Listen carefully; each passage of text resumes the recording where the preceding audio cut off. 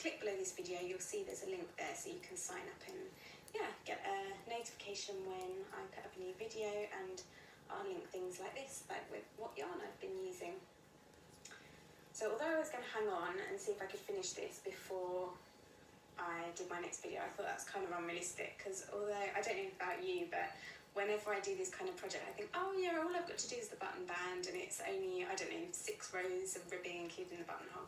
But it takes quite a while, because I've got to like have an evening when I feel like I've got the brain power firstly to like pick up the stitches, and then I've got to block it, and you know what it's like. It'll probably be another week, and I thought, no, I really want to show you what I've been working on. So although I don't have any new knits on the needles, which I hope you don't mind, I'm really close, and next time hopefully I'll have something. I've actually ordered a kit from Wool and the Gang. I've never had anything from them. Hello everyone, and welcome to the Little Home channel. This is my second creative vlog for the month of April. I hope you are doing really well. We're on week 5 of isolation here, going slightly stir crazy, but luckily we have a very cute little kitten to keep us occupied. Little Nettle will definitely have an appearance at some point in this podcast. She's just snuggled up down here, so I shall not disturb her. I hope you guys are keeping well. I hope you guys are at home as much as possible. And I hope many of you guys are enjoying either autumn or spring. You can come up here. See, I told you she was going to be making an appearance.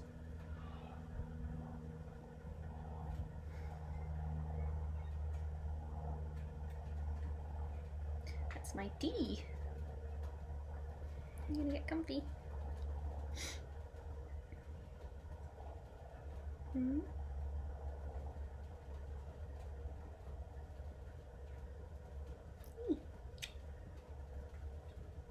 She's very snuggly. We've had Nettle for 3 weeks now. She was in need of a rehoming. We actually put an ad up on Gumtree, which is similar to Craigslist for Australia, asking if anybody had any pure Russian blues that needed rehoming. Let me move this up. Because I'm actually allergic to cats. So the Russian blue breed are hypoallergenic, or as close to. And hypoallergenic doesn't mean no allergen, it means less allergen. So they are less allergenic. And so I was mildly allergic to her when she first came, and then my body has got used to her. We were lucky enough to have her on a 1-week trial. Her previous owners had purchased her from a breeder. not in the knitting bags, had purchased her from a breeder, and she didn't, well, her big brother cat did not like her one bit, so she was actually getting quite badly bullied. So they were lovely owners, but they just couldn't keep her, and they said from the get-go that she was absolutely just such a cuddle bug and very human oriented, so she would really prefer to be the only cat in the house. So we were very hopeful. I was quite nervous about the allergies to begin with, because I was a little bit sneezy and wheezy when she first came, but that all disappeared on like day 6 or something, so very, very lucky. And she's a sweetheart, so she's going to be a regular occurrence on the podcast, on the channel. Alright, knitting. Let's chat about some knitting. What am I wearing? I am wearing one of my all-time favourite patterns. It's a pattern called Smaragd. It's actually a cardigan pattern which I've adjusted to be a pullover or a sweater.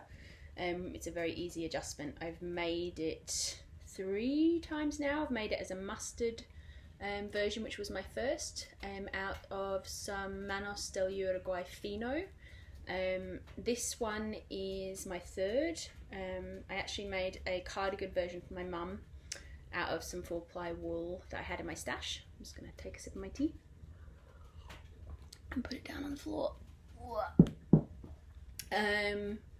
And this one is made out of a beautiful merino from South Africa. I'm blanking on the name of it. This is actually not undyed. It's got a very slight variegation to it, which is beautiful. It's more of a sport weight, and as you can see, it's cropped. I wear it with high-waisted skirts a lot, or over dresses. It's just perfect. It works with jeans as well. I hardly ever wear jeans or trousers, but it does work as with jeans as well. I wear high-waisted jeans, then I just have a top underneath, and it's a bit of a layering piece.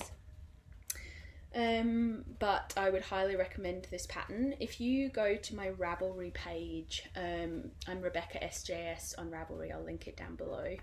Then I've got quite detailed instructions of the changes that I made to make it into a pullover, and also I adjusted the sizing slightly.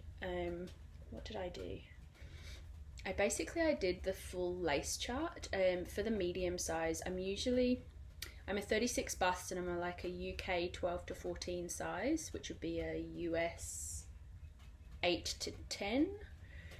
So where I usually do the medium, sometimes I do the large if I want something slightly more oversized or roomy. So I did basically a hybrid between the medium and the large in this pattern, and I keep on doing that. It works really well.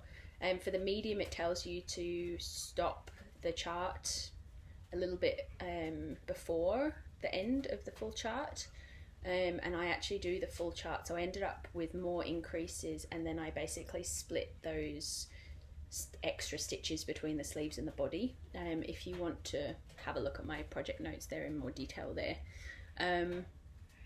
I've got a very snoozy little bean on my lap, which is why I keep on looking down.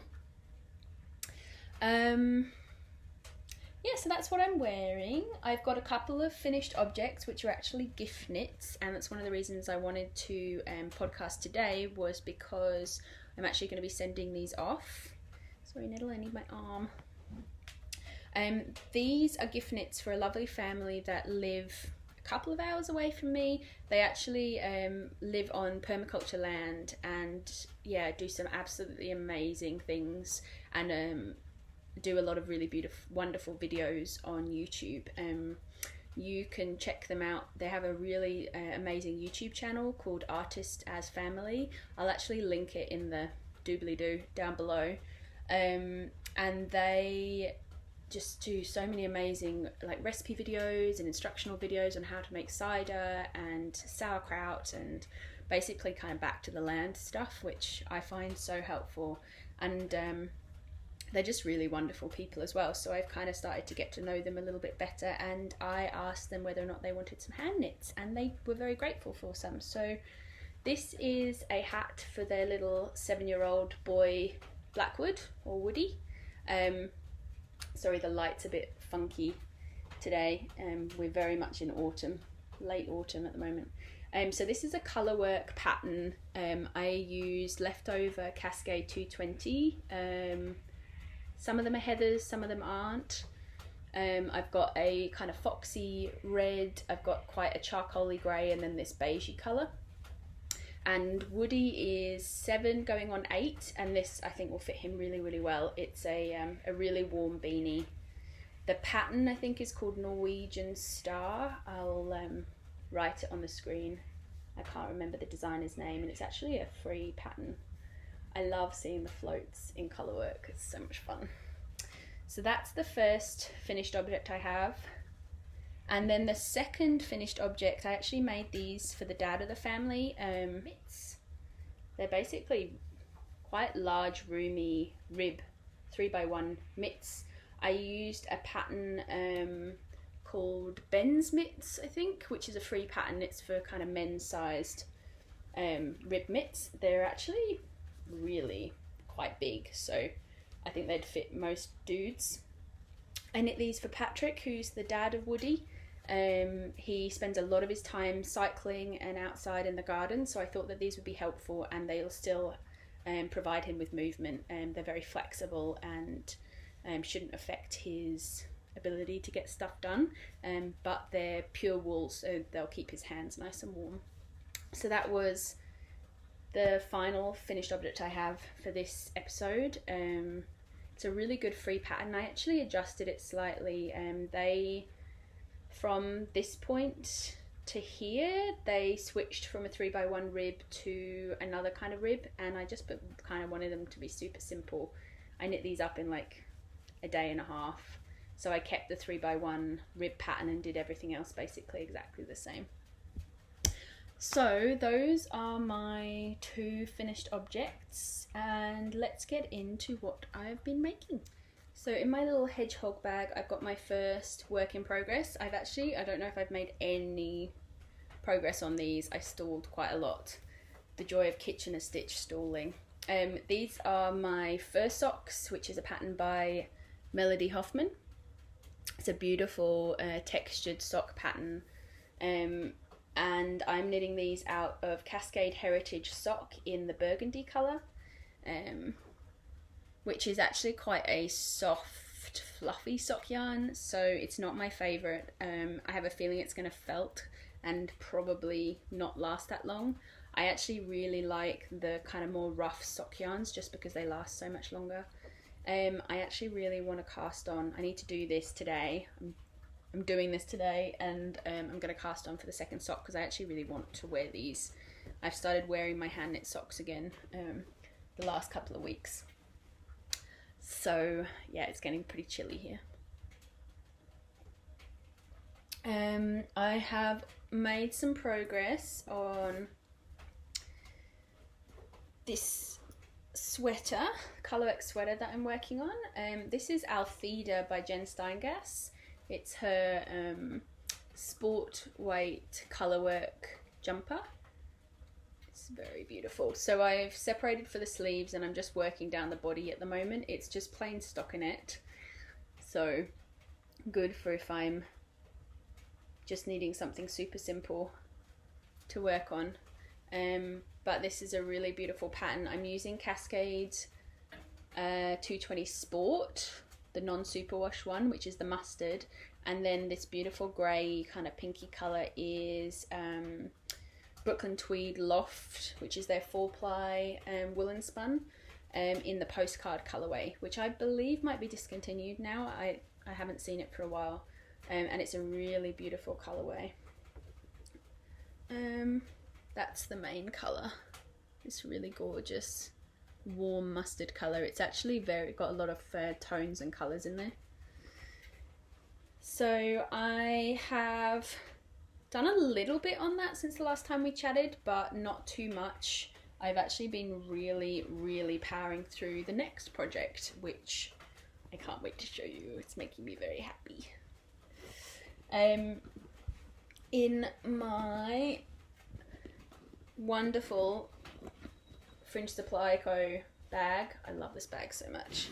It's very handy if you have a 7-month-old kitten in your house because she's pretty good. I'm training her not to be too interested in yarn and needles, but sometimes when she's in a crazy mood, it's kind of a bit too tempting. I am working on, this was actually a new cast on you. I don't think you've even seen this yet, but it's grown like mad. This is where most of my knitting time has been. And let's be honest, I've been knitting a lot the last couple of weeks. I have not got much else to do. So this is the Felix cardigan, which is a pattern by I think Amy Christopher's Savory Knitting, and I am knitting it out of, it's so pretty, I'm knitting it out of a strand of this beautiful grey, like it's like almost like a warm grey alpaca, baby alpaca, and then this extremely fluffy vintage mohair, which is kind of almost like a sport weight mohair, I believe, like an 8-ply or a sport weight, something like that. This is, I got given it for free at the yarn shop I used to work at. It's a vintage mohair acrylic blend. I'm not madly in love with it, but it gives the fluff, and mohair's really expensive, so I'm using it, and it's actually really nice with the alpaca and with this loose gauge. I'm really excited about this. So I've pretty much knit it as the pattern calls for, except for the fact I'm not doing a cropped cardigan. I've actually got quite a lot of this yarn, so I'm hoping on getting a kind of mid-thigh length fluffy cardigan to wear with dresses. So what I've done is I've knit basically to my hip bone. I've increased some stitches just so it's more A-line. So I started increasing, I think I did an increase row every 5 rows from the point of my natural waist. And I've done, I think, 6 of those. And then I've put these stitches on hold. I've got these really handy little higher little stoppers, little glass stoppers. They're so cute. So I've put those on hold on a cable, and then I'm actually knitting up the sleeves right now. So I'm going to knit the sleeves and then see how much yarn I have, and basically knit until I run out of yarn, leaving a little bit for the neckline and for the button band. And I don't think I'm going to do buttons. I think I'm going to do button band, but just without any holes or buttons. But yeah, I'm in love with this. And it's got this really beautiful eyelet detail on the raglans. Very simple pattern. But I'm really happy with it. And I think she suggests like a worsted weight kind of total. So you can use like an 8-ply yarn with a mohair lace, or like I'm doing, which is a 4-ply with a thicker mohair. But that has been definitely where the majority of my knitting time is going, and I am enjoying it very much. I think that's all of my works in progress and finished objects.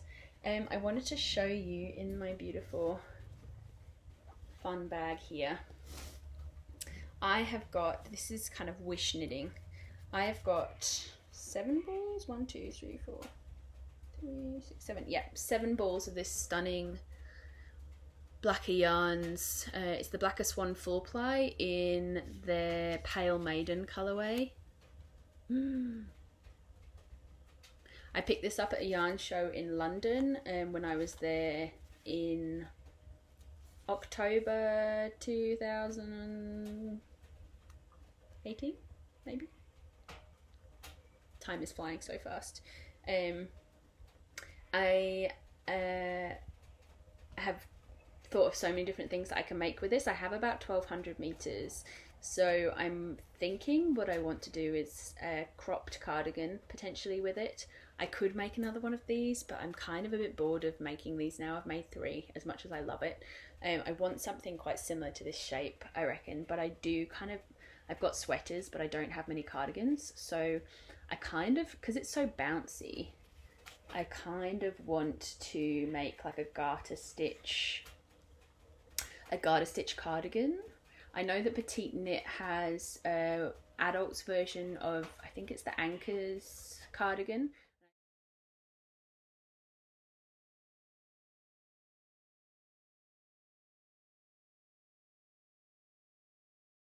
And I've made that before, the kiddie version, and I'm kind of thinking I might use this for that. Otherwise I might just make something up, but I think it's because it's so squishy, it kind of needs to be a garter stitch cardigan with like cool vintage brown buttons or something.